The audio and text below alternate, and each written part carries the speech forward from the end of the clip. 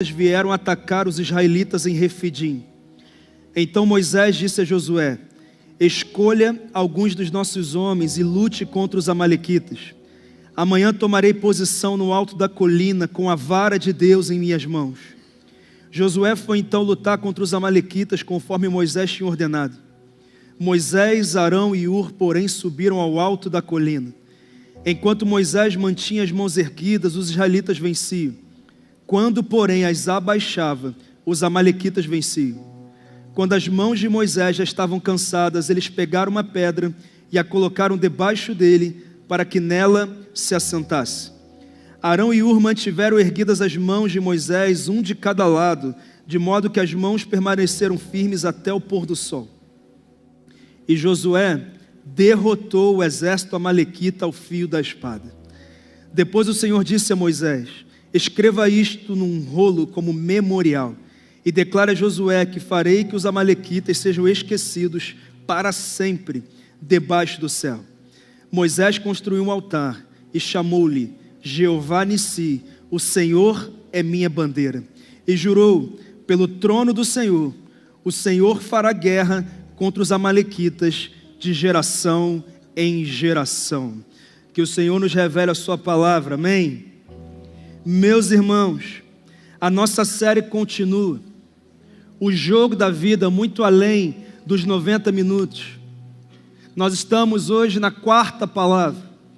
Eu não decidi ainda se eu vou até o final da Copa ou se eu vou até domingo que vem, mas o que eu tenho certeza é que o Senhor tem nos conduzido num caminho muito intencional. Nós já falamos sobre jogar sob pressão, sobre jogar para ganhar, sobre a importância de dominar os fundamentos do jogo. Inclusive, o último jogo do Brasil foi definido exatamente através de um fundamento bem executado. Martinelli recebe com a perna esquerda, finaliza com a direita e o Brasil classifica. Fundamento. Decidindo um jogo de Copa do Mundo. É assim na nossa vida também. Mas hoje nós precisamos falar sobre outra verdade indispensável. Hoje o tema da palavra é jogando como um time. Porque ninguém vence um campeonato sozinho. Ninguém. Deus nunca planejou que você vivesse a sua vida, especialmente a vida cristã, a sua fé sozinho. É uma verdade. É por isso que eu preciso fazer algumas perguntas iniciais. E a primeira é: você já enfrentou batalhas que pareciam maiores do que a sua capacidade de vencê-las sozinho? Uma segunda pergunta: quando você está cansado, desgastado, com dificuldade de avançar, de romper naquela área, você tem humildade para pedir ajuda ou continua tentando provar que dá conta de tudo? Porque você é o cara, você tem que dar conta de tudo. Você tem que ter todas as respostas, você tem que saber o que fazer em cada situação. É você que tem que resolver. E uma última pergunta, uma penúltima pergunta: você tem buscado viver como parte do corpo de Cristo ou como alguém que acredita que se basta? Eu não preciso de ninguém, preciso de liderança, preciso de pastor, preciso de discipulado, preciso de célula, preciso de me envolver na vida da igreja, preciso de nada disso não. Eu tenho minha vida com Deus e está tudo bem. Mas em último lugar, você já parou para pensar que algumas áreas da sua vida ainda não avançaram como poderiam? Porque você escolheu caminhar sozinho, quando na verdade poderia estar jogando como um time. São algumas perguntas para se responder. Ainda mais porque nós estamos na era em que todos procuram independência, que por sinal, em algumas áreas e em algumas proporções é algo muito bom. Independência financeira, independência emocional, independência profissional, mas até mesmo independência espiritual e ministerial as pessoas estão procurando. Muitos estão dizendo que o que importa sou eu e Deus, é a minha Bíblia em Deus, é a minha experiência com Deus, é aquilo que eu tenho com Deus. Eu não preciso de outras coisas, eu não preciso de igreja, eu não preciso de liderança, eu não preciso de célula, eu não preciso prestar contas, eu não preciso de discipulado, eu talvez não precise nem servir, sabe? Eu acredito nesse modelo de espiritualidade, mas eu preciso te dizer que esse modelo de espiritualidade nunca existiu na Bíblia. Deus nunca forma apenas indivíduos, mas sempre forma um povo cujo objetivo é cumprir propósitos maiores, que antes de ter a ver comigo e com você, tem a ver com o Senhor. Quando ele inicia o mundo, ele não cria apenas um homem, mas ele estabelece uma família. Quando ele quer alcançar o mundo, ele não faz isso através de uma ou duas pessoas, mas ele chama uma nação, é a minha nação, é o meu povo, eu escolhi. Sabe, irmãos, quando ele envia os seus discípulos, ele não envia um a um, mas ele envia pelo menos 2 a 2. Quando ele derrama o seu Espírito de forma inédita sobre a terra pela primeira vez, ele não derrama sobre um homem, sobre um líder, sobre alguém com um conhecimento teológico absurdo, mas ele derrama sobre 120 pessoas, consequentemente sobre 3.000 pessoas, ele derrama sobre a igreja, estabelecendo a igreja. Muitos dizem, eu sou a igreja. Não, você sozinho é você. Você é a igreja quando está na comunhão. Nós juntos somos a igreja. É o que a Bíblia nos ensina. E isso tem que estar muito claro. Ele nos chama de corpo de Cristo. Ele nos chama de exército, família de Deus, nação santa, e não meu escolhido, mas povo exclusivo.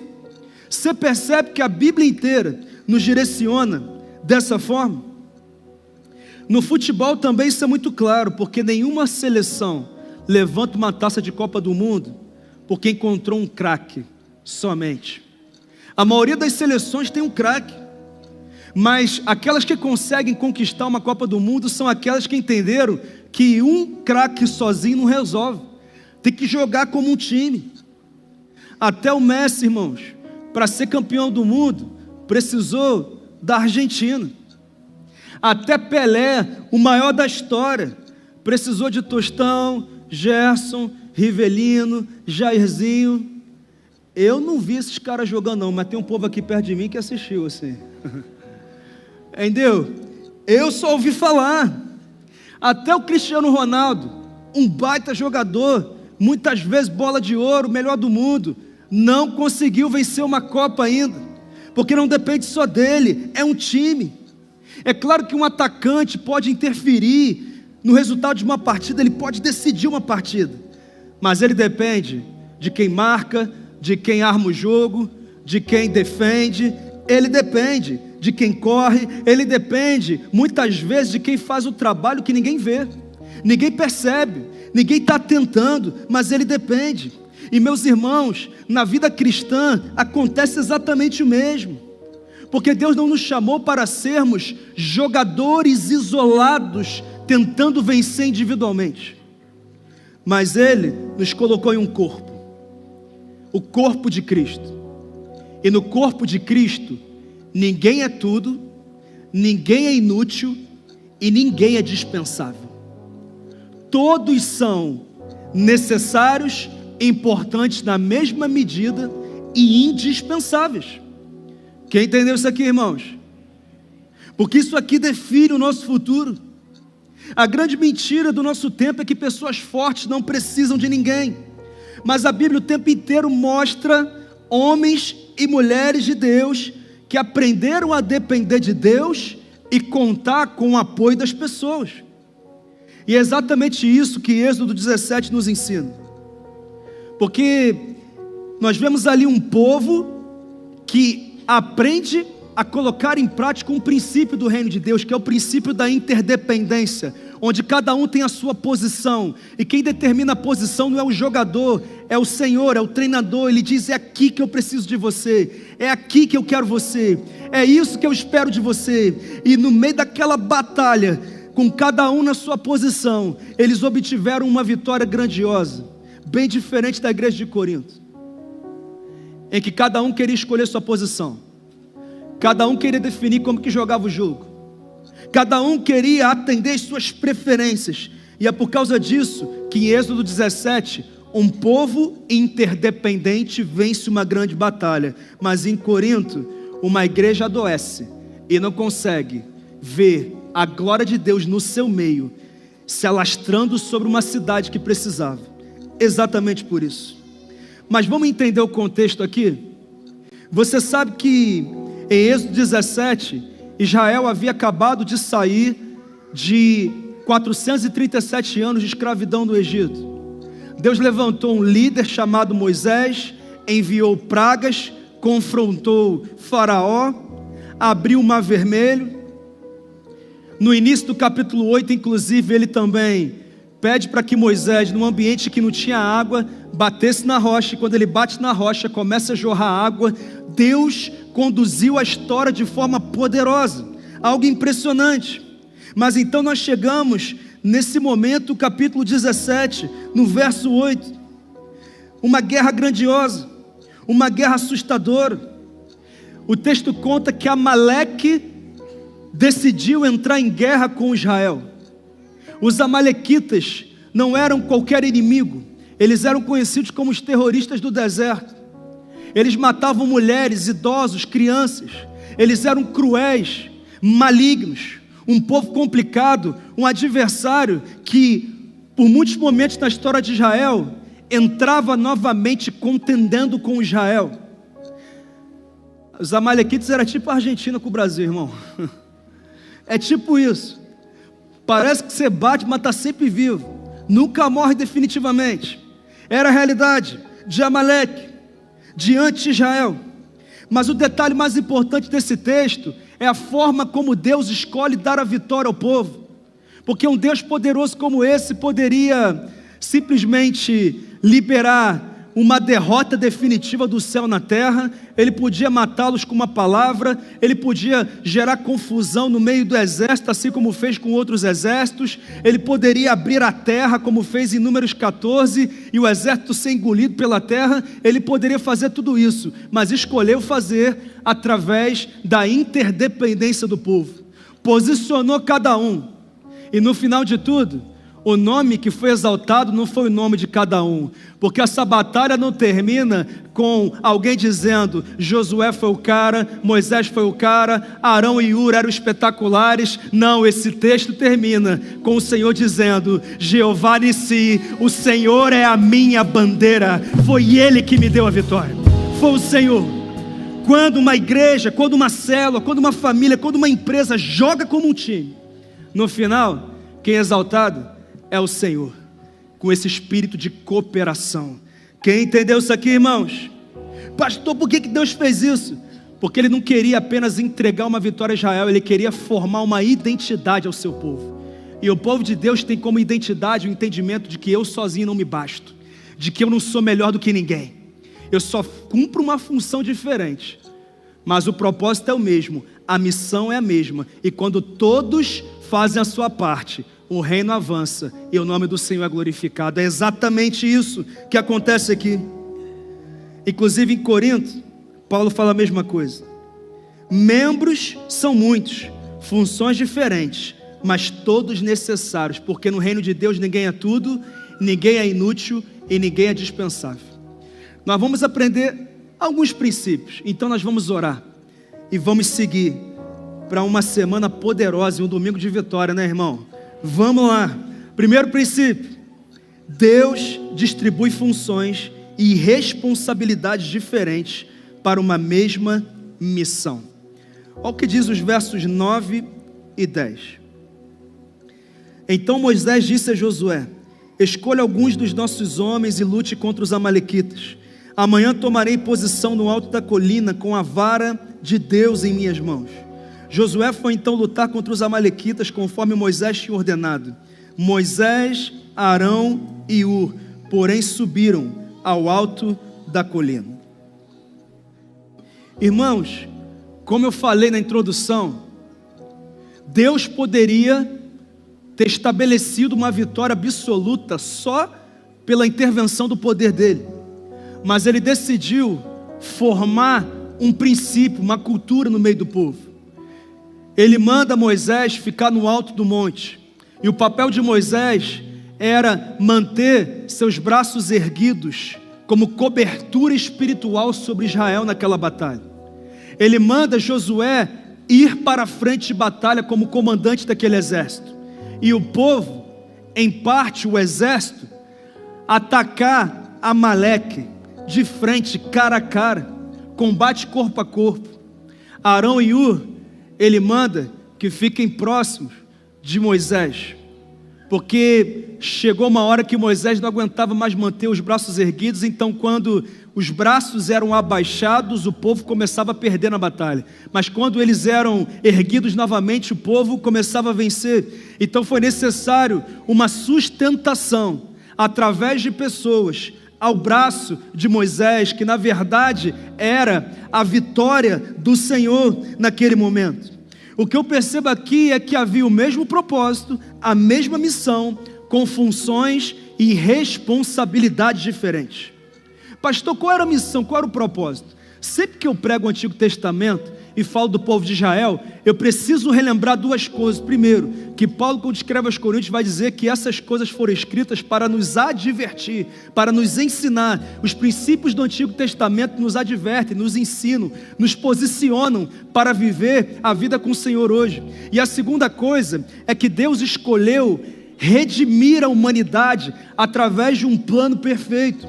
E essa redenção viria através do filho dele, que nasceria de uma linhagem do povo judeu. Ou seja, Deus precisava garantir que a promessa fosse preservada até o nascimento, morte e ressurreição de Cristo. E para isso ele precisava preservar o povo judeu vivo, saudável. Então sempre que ele dava vitória, ele estava garantindo que a promessa fosse preservada e ela se cumprisse. Quem é que está entendendo aqui, irmãos?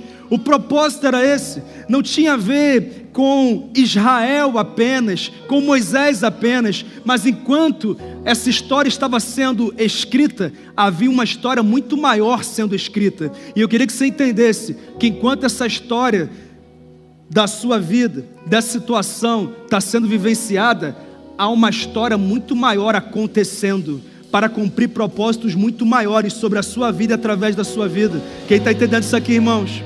É exatamente isso que nós precisamos entender. Era uma batalha não apenas sobre Israel, mas era sobre a promessa maior de Deus para a humanidade. O Messias viria e ele morreria e ressuscitaria ao terceiro dia, e através disso a humanidade seria redimida. Louvado seja o nome do Senhor por isso. Sabe, irmãos, há um grande princípio do reino aqui: Deus nunca entrega toda a missão para uma única pessoa. Por quê, pastor? Porque isso geraria vaidade dessa pessoa. Eu fiz, Deus me escolheu, eu sou bom demais. Segundo, porque isso atrofiaria pessoas com potencial, mas porque não eram colocadas na tarefa para fazer algo, não seriam desenvolvidas. E terceiro, porque a glória não pode ser do homem, a glória tem que ser de Deus, irmão. E se for o nome do homem à frente, então o nome do Senhor não é glorificado. E sabe, irmãos, séculos depois, Paulo explicaria exatamente isso. Em 1 Coríntios 12, 14 ele diz: o corpo não é composto de um só membro, mas de muitos. Muitos. Cabeça, pé, braço, perna, mão, vários membros. No verso 18 ele diz: de fato Deus dispôs cada um dos membros no corpo segundo a sua vontade. Não sou eu e nem é você quem escolhe a posição que vai jogar no time de Deus. É Ele que determina, é conforme a vontade dEle. É Ele que sabe se você deve jogar no time do louvor, no time da comunicação, no time do ministério de crianças. É Ele que sabe, é Ele que sabe, é Deus que sabe, é conforme a sua vontade. E isso muda tudo, porque no reino de Deus, diferença não significa desigualdade. Ou seja, não é porque eu não sou o braço e o outro é perna, que eu não sou importante como a perna é, ou que eu sou mais importante do que a perna é. Não, diferença não significa desigualdade. Na verdade, é através das nossas diferenças, fundamentadas na interdependência, que os propósitos do Senhor se cumprem na nossa vida e através da nossa vida. É exatamente isso. E foi isso que ele fez naquele momento. Primeiro, ele colocou Moisés como líder, Arão e Hur como auxiliares espirituais, Josué como comandante do exército e o povo na frente de batalha. Ele disse aqui, ó: hoje você vai na lateral direita, você vai jogar de volante aqui, e você vai jogar na frente. é assim, quem determinou foi Deus. Foi Ele que estabeleceu, foi Deus, foi o Senhor, posições e funções diferentes estabelecidas para a mesma missão. A mesma missão. E tudo isso de acordo com a estação e o potencial de cada um. Diferença sim, desigualdade não. E qual era o problema da igreja de Corinto? Eles queriam transformar a diferença em comparação. Eu tenho determinados dons, você não tem, então eu sou melhor do que você. Eu não tenho os dons que você tem, então eu sou inferior a você. Sabe, eu estou desalinhado no corpo, porque assim, eu não consigo fazer o que você faz, eu também não tenho a oportunidade que você tem, então assim, eu sou menor, eu sou menos importante, eu sou dispensável, eu posso faltar o culto de domingo, eu posso não ir à célula, eu posso dizer não para o chamado que o Senhor tem me dado nessa igreja, eu posso, porque eu não sou importante, ou então, porque eu sou mais importante. E sabe qual foi a resposta de Paulo para isso? Ele disse: vocês não estão cooperando para vencer, vocês estão competindo, e é por isso que vocês estão perdendo. Era uma igreja cheia de dons, cheia de dinheiro, mas uma igreja que vivia divisões internas tão fortes que você nunca ouviu sobre um avivamento na cidade de Corinto. Porque Deus não derrama da glória dele sobre um povo que não sabe jogar no mesmo time. Isso não acontece, é desperdício, é exatamente sobre isso. É claro que no futebol seria um absurdo, né? Um zagueiro querer ser atacante, né, irmão? Foi chamado para ser zagueiro. Quem ia defender? Quem ia armar o jogo? Quem ia proteger? Quem ia fazer aquele trabalho que às vezes ninguém percebe? Um time não vence porque todos fazem a mesma coisa. O time vence porque cada um faz bem aquilo que recebeu para fazer. Eu te pergunto, você tem feito bem aquilo que você recebeu para fazer? Você está preocupado com aquilo que você não é ou aquilo que você não tem? Nós temos que avaliar. O problema não é ter uma função diferente. O problema é não entender o valor da função que Deus lhe confiou. Na igreja nem todos pregam, nem todos cantam, nem todos cumprem visões visíveis, nem todos aparecem, mas todos são igualmente necessários. Você pode dizer: eu sou necessário para o avanço do reino de Deus, fundamental.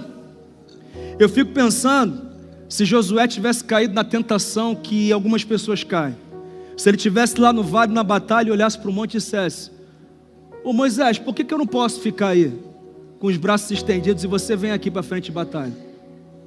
Ô Arão e Ur, por que vocês que estão do lado de Moisés, segurando os braços dele, por que? E eu que estou aqui? Por quê? Eu não gostei, eu não concordo, eu não acho que é o ideal. O texto não diz que Josué fez isso, e talvez seja exatamente por isso que esse texto nos ensine tanto, porque cada um permaneceu fiel no lugar onde Deus colocou. Se fosse diferente, eu imagino uma outra história. Sabe qual seria? A história de um comandante que deixou o seu exército no campo de batalha para tentar ocupar uma função que não era dele naquele momento. E por causa disso, o exército perdeu o comando, perdeu a direção, não teve estratégia, foi surpreendido e acabou sendo derrotado. Essa história terminaria com Moisés perdendo tempo, ao invés de manter os seus braços erguidos, orando para que o povo prevalecesse, ele perdeu tempo para explicar para Josué por que Josué estava lá e Arão e Ur estavam do lado dele. Por que ele escolheu Arão e Ur e não escolheu Josué? Talvez fosse esse o final. Pensa nisso. Sabe qual seria o final desse jogo, irmãos? Derrota. Derrota. Você consegue perceber que o maior problema de Israel não era Amaleque? Amaleque seria derrotado. O maior problema de Israel era conseguir cultivar o princípio de interdependência. Cada um na sua posição, jogando no seu mais alto nível, e dessa forma a mão do Senhor estendida sobre eles e a vitória sendo liberada do céu. Foi exatamente isso. E na igreja de Corinto, o problema era ser uma igreja numa cidade idólatra, uma cidade voltada para a luxúria, para a promiscuidade, para a prostituição, para deuses pagãos, era templo para cima e para baixo, era isso? Não, irmãos, o problema da igreja de Corinto é que estava todo mundo fora de posição. Às vezes tinha gente que estava até na posição, mas estava se achando melhor do que o outro, ou inferior ao outro, e a divisão interna como o reino dividido não subsiste, não provocou vitória para aquela igreja. E nós temos que avaliar isso. Você consegue perceber que o maior desafio dessa igreja, da sua célula, da sua rede, da sua empresa, da sua família, não é o câncer, não é uma batalha financeira, não é uma traição, uma rejeição, não é isso. O maior desafio é garantir que o tempo inteiro todos estejam jogando como um time, fazendo a sua parte, porque assim, irmãos, uma casa bem solidificada, bem fundamentada, unida, coesa, não tem espaço para Amaleque prosperar. Quem é que está entendendo isso aqui, irmãos? Você lembra de Neemias, que dizia que quando o povo sabia das ameaças, ele disse: olha, cada um segura aí uma ferramenta de trabalho e outro uma arma. E era assim, e quando alguém soar uma trombeta, todo mundo se junta como se fosse um povo só. E é por isso que os muros foram reconstruídos em 52 dias, para a honra e para a glória do Senhor. Unidade, interdependência, cada um no seu lugar, louvado seja o nome do Senhor. Eu te pergunto, você parou para pensar no outro perigo que tem também? Que é quando o camisa 10, que foi chamado para ser camisa 10, quer jogar na zaga, irmão. Está fugindo da responsabilidade. Sabe aquele camisa 10 que pega a bola e ao invés de um passe entre linhas para gerar um gol, ele toca para trás, ele toca para o lado? Irmão, dá uma agonia quando eu vejo o camisa 10 fazendo isso, irmão. Ele é o único que tem ali a capacidade de colocar aquela bola por entre linhas, quebrar uma defesa e fazer a coisa acontecer. Ou o atacante lá, habilidoso, mas ele pega a bola e toca para o lado, pega a bola e toca para trás. Sabe qual é a verdade, irmãos? Tem várias pessoas dentro da igreja que tem chamado para colocar os outros na cara do gol, mas está pegando a bola, está tocando para trás, está tocando para o lado. Está resistindo ao chamado de Deus. Está dizendo: eu prefiro ficar aqui, me deixa aqui em tarefas menos complexas, com responsabilidades menores, porque eu não quero enfrentar Amaleque nessa posição. Eu quero continuar onde eu quero continuar, conforme aquilo que eu quero fazer, e não de acordo com a vontade de Deus. Meus irmãos, é aquele camisa 10 que tem dom, que tem capacidade, que foi colocado na posição, ou o treinador está tentando colocar, mas ele está se escondendo do jogo. Meu amado irmão, minha amada irmã, eu até aceito que num jogo de futebol alguém se esconda do jogo, mas no reino de Deus está na hora de parar de se esconder, está na hora de dizer: Deus, o Senhor me chamou para isso, então eu vou fazer, e Amaleque vai ter que recuar, porque eu vou fazer a minha parte, em nome de Jesus. Está na hora, irmão. Para de se esconder do jogo. Assume tua posição, assume a tua função, faz a tua parte. É sobre isso. Ah, meus irmãos, existem pessoas aqui que Deus já chamou para entrar mais profundamente no propósito, na missão, mas continuam escondidas. Pessoas que Deus chamou para liderar, para discipular, para influenciar, para servir, mas estão sempre dizendo: Deus, outro, chama outro, eu agora não, depois outro, porque eu estou nisso aqui. A pergunta não é se você está nisso aqui, a pergunta é: você está jogando na posição que Deus te disse para jogar? E você está atuando com a postura que Deus te disse para atuar? Essa é a pergunta que nós temos que responder hoje. Meu Deus, nós precisamos. O que eu quero dizer é que essa palavra é uma convocação de Deus para que você pare de se esconder do jogo. Você pode dizer isso para o teu irmão assim: pare de se esconder do jogo, irmão, em nome de Jesus. Eu sei que é chato esse negócio de falar para o outro, mas fala mesmo assim. Ah, bom, para de se esconder do jogo, em nome de Jesus. E sabe, irmãos, existem duas tentações muito perigosas nesse processo todo aqui. A primeira é o orgulho, é achar que é mais importante porque realiza uma função que é mais visível. Esse é o complexo de superioridade. E um outro erro é querer uma outra posição que é mais aparente, mais visível, só porque eu quero e não porque Deus quer para mim. O nome disso é ambição errada. Tiago chama de ambição egoísta. É quando eu não estou preocupado se Deus quer ou não quer, é o que eu quero, e pronto. É assim, se não for do meu jeito, então eu não quero. Mas também há uma outra tentação, que é a inferioridade. Eu não faço diferença porque ninguém vê o que eu faço. É o complexo de inferioridade, sabe? Ninguém vê o que eu estou fazendo. Então não é tão importante. Então eu posso faltar a escala, eu posso mudar a escala, eu posso não servir, eu posso não assumir esse chamado, eu posso esperar Deus levantar outra pessoa. Às vezes isso acontece. É o complexo de inferioridade. E isso é complicado. Mas também tem aquele que diz: eu sei que Deus está chamando, mas eu não quero não. Sabe qual é o nome disso? Omissão.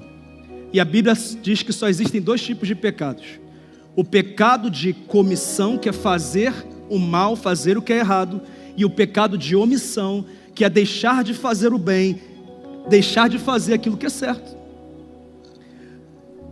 2 tipos de pecado. Será que você tem se omitido do jogo? Será que você tem se omitido do jogo? Olha o que Paulo diz em 1 Coríntios 12, 21. O olho não pode dizer à mão: não preciso de você. Nem a cabeça pode dizer aos pés: não preciso de vocês, eu me basto, eu sou bom, Deus me usa muito. Não, irmão. E também ele diz que se o pé, no verso 15 e 16, se o pé disser porque não sou mão, não pertence ao corpo, nem por isso deixa de fazer parte do corpo.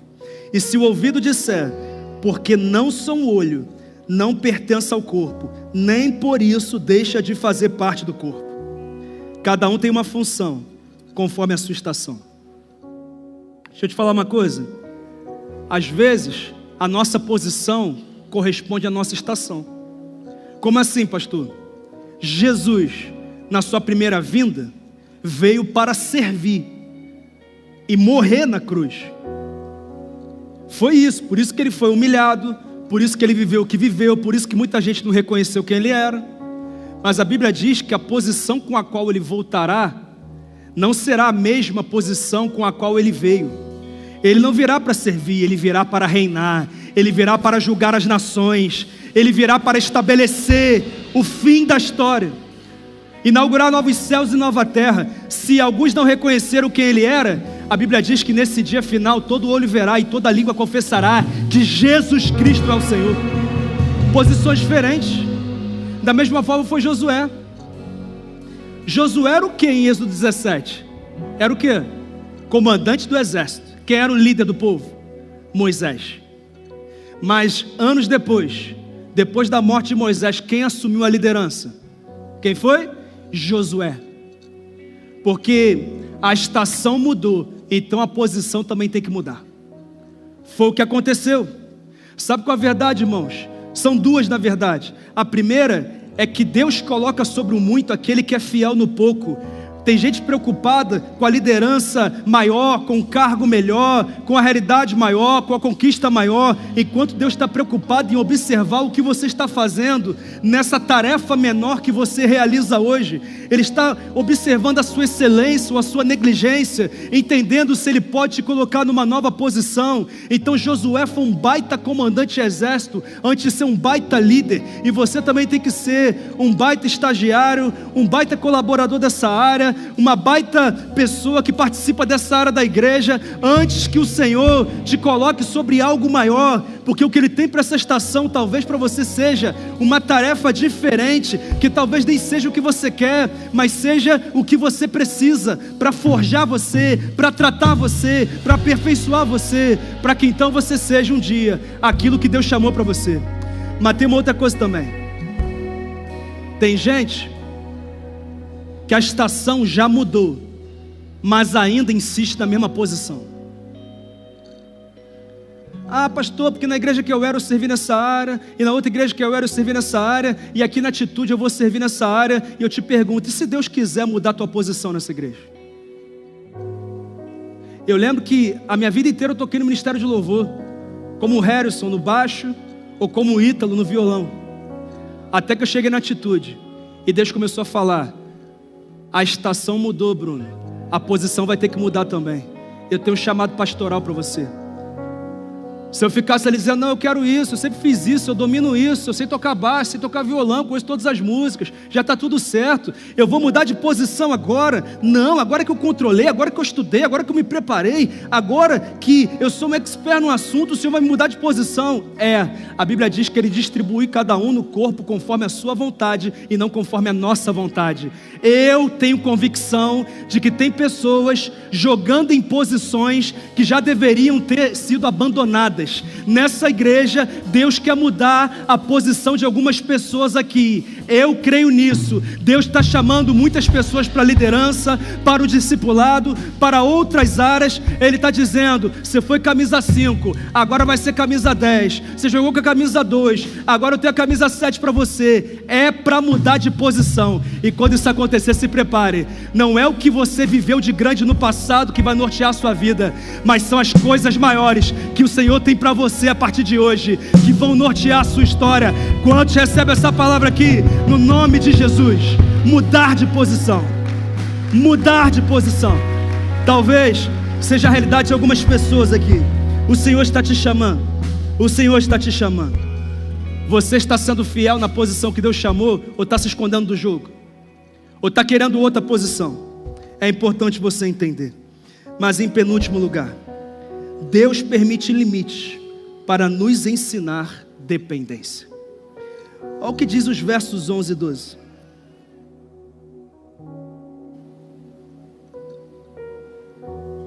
Enquanto Moisés mantinha as mãos erguidas, os israelitas venciam. Quando, porém, as abaixava, os amalequitas venciam. Quando as mãos de Moisés já estavam cansadas, eles pegaram uma pedra e a colocaram debaixo dele para que nela se assentasse.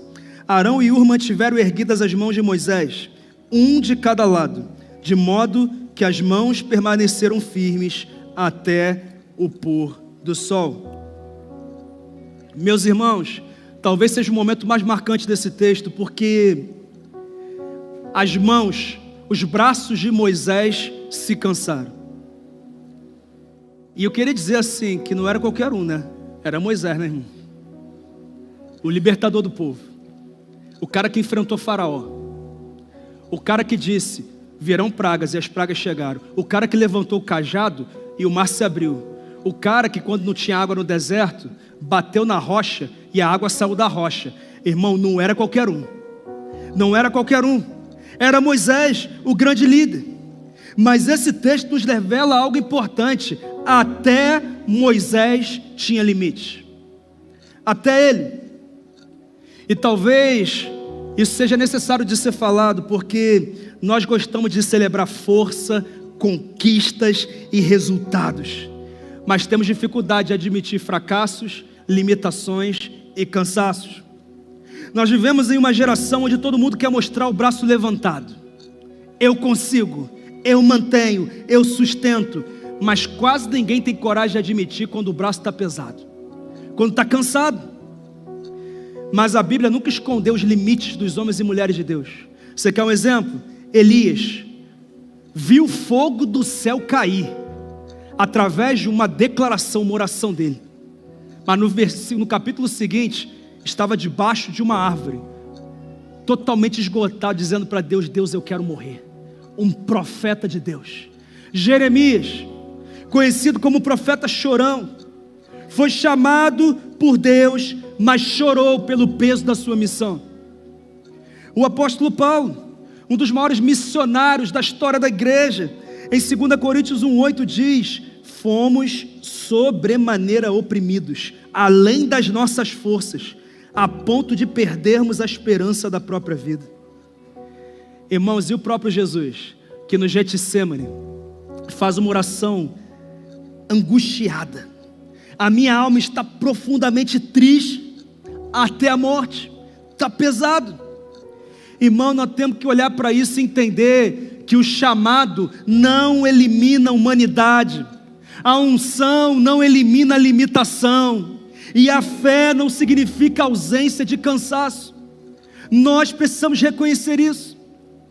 Nós precisamos. Eu te pergunto, se até Moisés cansou, e Moisés foi um homem de Deus que eu não sei se um dia eu vou conseguir ser, e você também não sabe se um dia você vai conseguir ser um cara diferenciado. Se até Moisés cansou, porque tanta gente acha que precisa provar para todo mundo que consegue carregar tudo sozinho? Por quê? Por que você está enfrentando essa luta sozinho? Por quê que você não abre a realidade? Por quê? Nós temos que avaliar, irmãos. Existe uma diferença entre responsabilidade e autossuficiência. Responsabilidade é assumir aquilo que Deus me disse para fazer. Assumir, eu assumo. Mas autossuficiência é acreditar que você não precisa de ninguém para cumprir aquilo que Deus confiou a você. E isso é muito perigoso. Muito tempo depois, Paulo escreve aos Coríntios dizendo: olha, o olho não pode dizer à mão, eu não preciso de você. Nem a cabeça pode dizer aos pés, não preciso de vocês. Paulo, mais do que corrigir o sentimento de inferioridade, ele estava corrigindo o complexo de superioridade. Ele estava confrontando um comportamento independente. Porque eu sempre tenho que dar conta de tudo, porque eu sempre tenho que ter a resposta certa para tudo, porque eu sempre tenho que ter equilíbrio para toda situação. Eu não posso falhar, eu não posso pedir ajuda, eu não posso me humilhar, eu tenho que resolver. Independência nesse nível não é algo aprovado por Deus. E vamos ser sinceros, nós estamos na geração mais perigosa para isso. Porque hoje tem pessoas querendo Cristo sem querer comunhão com o corpo de Cristo. Hoje nós temos pessoas querendo viver o reino de Deus sem discipulado. Hoje nós temos pessoas que se acostumaram até a estar na igreja, mas não se envolvem na igreja. Ficam no banco de reservas o tempo inteiro. Deus levanta a placa de substituição e diz: não, eu não vou entrar nesse jogo não. Deixa eu quieto aqui. Eu vou jogar jogo treino. Entendeu? Brasil e Bangu eu vou jogar. Entendeu? Agora, Brasil e Noruega eu vou jogar não. Eu vou ficar aqui, ó, tranquilo, tá? Eu vou ficar aqui no banco de reserva, vou ficar me escondendo, fazendo o que é confortável para mim, fazendo aquilo que eu quero, aquilo que eu tenho prazer de fazer, e não aquilo que Deus me chamou a fazer. Meus irmãos, pessoas que dizem: eu amo Jesus, eu só não quero igreja, eu só não quero me envolver com pessoas porque um dia eu me envolvi e eu me machuquei, eu me decepcionei, eu me magoei, sabe? Na verdade, irmãos, isso aqui não é sabedoria não, isso é um coração de superioridade. A igreja não merece me ter, porque ela não está preparada para mim. Eu sou maravilhoso, eu sou cheiroso, eu sou glamuroso, sabe? Eu sou lindo. Agora na igreja é só gente fedida, é só gente complicada, é só gente hipócrita, entendeu? A igreja é só isso que tem. Não tem ninguém assim, pleno. Você tem razão, não tem ninguém pleno não. Mas sabe por que a gente conhece o cheirinho, né? Quando não passa desodorante? Sabe por que a gente conhece as dificuldades? Porque as pessoas saem do banco de reservas e vão jogar. E você só sabe que alguém não consegue jogar sob pressão, erra um passe simples, não tem preparo para de repente fazer um gol quando ele vai para o jogo, quando ele vai para campo. Enquanto eu fico escondidinho, sozinho ali no banco de reservas, eu não me exponho, eu não sou transparente, ninguém conhece meu coração, ninguém sabe quem eu sou de verdade, e eu fico ali, e eu vou enrolando ali, e eu vou achando que eu estou bem ali, mas na verdade você só sabe que você está bem quando você vai para o campo. E a grande verdade é que a palavra de Deus diz que nós seremos conhecidos como filhos de Deus, e Cristo será conhecido quando nós formos um povo só, que é diferente no seu comportamento, é diferente na sua personalidade, é diferente na etapa de vida que está vivendo, mas é unido por um único nome, um único Deus, um único propósito, uma única missão, uma mesma palavra. E quando eu caminho com o Herbert ou com a Sabrina, quando eu caminho com o Fabrício, quando eu caminho com o Antônio, então ele vai me aperfeiçoando naquilo que eu preciso, enquanto vai sendo aperfeiçoado naquilo que precisa, e assim nós vamos sendo encorajados. Como diz o autor de Hebreus: não deixemos de nos reunir como igreja conforme o costume de alguns, pelo contrário, procurem encorajar-se uns aos outros, ainda mais quando se aproxima o grande dia. Ou seja, a igreja é um lugar de encorajamento, de aperfeiçoamento, de fortalecimento, de exposição, de alinhamento. Ela é o corpo de Cristo, ela é a referência de Deus na terra. Nós amamos a igreja, nós amamos a Cristo, e a Ele seja a glória. Ele morreu pela igreja e nós precisamos ter comunhão de verdade com ela. Quem entendeu aqui, irmãos? Sai do banco de reservas, por favor. De repente nem batizado você é, de repente você é até membro, mas está escondido. Deus vai mostrar aquilo que Ele quer fazer na sua vida. Essa espiritualidade de individualismo cristão não existe na Bíblia, irmãos. Não tem como amar plenamente o cabeça e rejeitar o corpo. Ninguém se vê um corpo andando na rua longe da cabeça vai dizer que aquele corpo é saudável. Ninguém vai. E assim é na nossa vida cristã. Nós precisamos entender isso. Jesus não morreu apenas para salvar indivíduos, mas para formar um corpo, uma família, que foi comprada pelo seu sangue. Tome muito cuidado. Ah, pastor, eu já me decepcionei. Eu também, várias vezes também. Ah, pastor, mas eu já cultivei expectativas que não foram atendidas. Eu também, várias vezes. E pergunta se meu amor esfriou. Não, irmão, ele só aumenta. Porque não tem nenhum lugar em que eu sou tão aperfeiçoado dia após dia como a igreja. Assim como a família, o casamento e a paternidade. Não tem como. Sai do banco de reservas em nome de Jesus. É o que nós precisamos, é o que você precisa. Quando eu digo que não caminho com a igreja, porque existem pessoas imperfeitas, eu esqueço que a igreja também precisa lidar com as minhas imperfeições. Porque vamos ser sinceros, ninguém aqui é a última Coca-Cola do deserto, irmão. Mesmo se for Coca Zero. Nem o último biscoito do pacote. Ninguém é. Eu não sou, você não é. Se você chegar perto, irmão, se eu não colocar desodorante, fica complicado, irmão. Se não escovar o dente, fica complicado. É a verdade. E nós temos que prestar atenção nisso. Deus nunca deu uma comunidade perfeita para pessoas perfeitas. Deus deu uma comunidade em transformação para pessoas em transformação. Até porque a igreja não é uma exposição de troféus, irmão. A igreja, na verdade, é uma família sendo trabalhada pela graça. A igreja é um hospital de tratamento, de fortalecimento, de aprimoramento, de aperfeiçoamento o tempo inteiro. Eu não estou dizendo que é para ficar doente a vida inteira, porque tem gente também que está na UTI e já era para ter tido alta há muito tempo também, mas continua ali, se escondendo. Ah, meus irmãos, nós precisamos avaliar a nossa vida. Precisamos. Quantas pessoas que estão no banco de reserva dizendo, eu estou assistindo tudo do jogo. Eu vejo quando o cara erra, eu vejo quando o outro falha, eu vejo quando o goleiro toma um frango, prejudica todo mundo, mas eu não tenho uma história para contar de quando eu estava jogando no campo, dentro do campo. E eu ajudei a vencer, e às vezes eu também errei e prejudiquei, mas eu continuei no campo, porque nós somos uma família, o povo de Deus é uma família. Sabe qual é a verdade sobre o individualismo? Ele é um dos maiores ídolos da nossa geração. Eu dou conta, eu me basto, eu resolvo. Deus colocou limites individuais para nos ensinar princípios coletivos.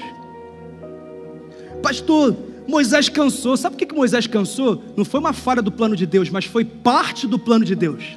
Porque quando Moisés cansa, Arão e Hur têm que se mexer e acabam desenvolvendo potencialidades que talvez nem soubessem que tinham. Ou seja, quando você reconhece o teu cansaço, você ajuda a outra a evoluir, a crescer, a assumir demandas que você acumulou com você e não conseguiu dar conta, mas agora você divide, você delega, e agora vocês avançam, crescem, para a glória do Senhor. Essa é a grande verdade. Nós precisamos disso. Imagina Moisés recusando, dizendo, Arão e Hur, deixa comigo, daqui a pouco eu recupero aqui e vai, sabe, Arão e Hur, eu sou o líder, eu sou o libertador de Israel, eu confrontei Faraó, eu abri mar, eu tirei água da rocha, eu sou o cara, fica tranquilo, preciso não, eu sou bom, eu tenho 60 anos de igreja, eu conheço a Bíblia, de Gênesis até depois de Apocalipse, nem tem, mas eu estou escrevendo também, porque assim, eu conheço muito bem, eu domino as escrituras, sabe, eu sou um baita empresário, eu estou acostumado a resolver problema, eu sou um baita pai, uma baita mãe, eu sou um baita marido, eu sou uma baita esposa, eu sempre consigo resolver tudo, eu sempre dou conta de tudo. Moisés não deu, e se Moisés não deu, você também não consegue. E nós precisamos entender isso. Nós precisamos. Ah, meus irmãos, maturidade cristã não é chegar ao lugar onde você não precisa de ninguém, mas é reconhecer com humildade as pessoas através das quais Deus também cuida de você. Posso perguntar aqui? A pergunta hoje não é se você é forte, a pergunta é, quem sabe quando você está fraco? Quem sabe quando o seu casamento está passando por dificuldades? Quem sabe quando a sua fé está esfriando? Quem sabe quando você está enfrentando uma batalha emocional, familiar, financeira, que você não sabe o que fazer? Quem sabe quando os seus braços estão cansados?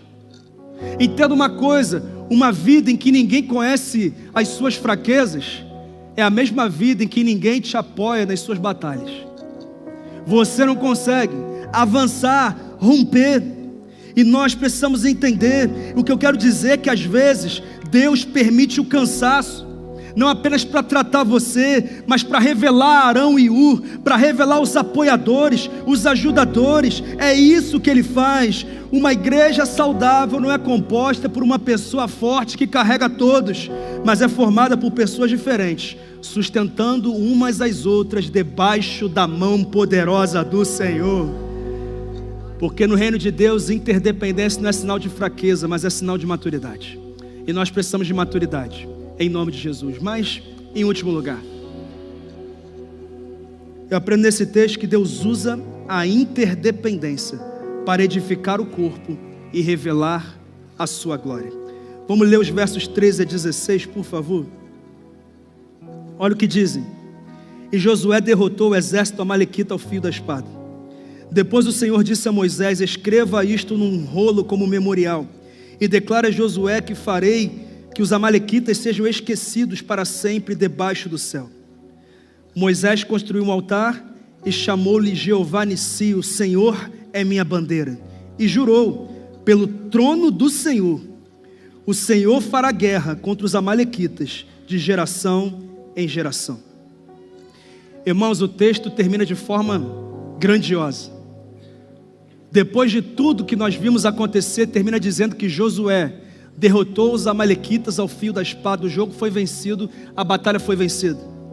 Eu te pergunto, se Josué ficasse rejeitando a posição dele para escolher outro, se Arão e Ur ficassem se escondendo do jogo, se alguém se sentisse inferior ou superior naquele dia, essa vitória teria acontecido, irmãos? Não, irmãos, eles jogaram como um time, coeso, unido, posicionado para a vitória. É isso. Existem batalhas que só são vencidas quando cada pessoa entende o seu papel dentro da missão. É uma verdade. O que eu quero dizer é que existem, preste atenção nisso aqui, por favor. Eu já estou terminando. Preste atenção nisso aqui.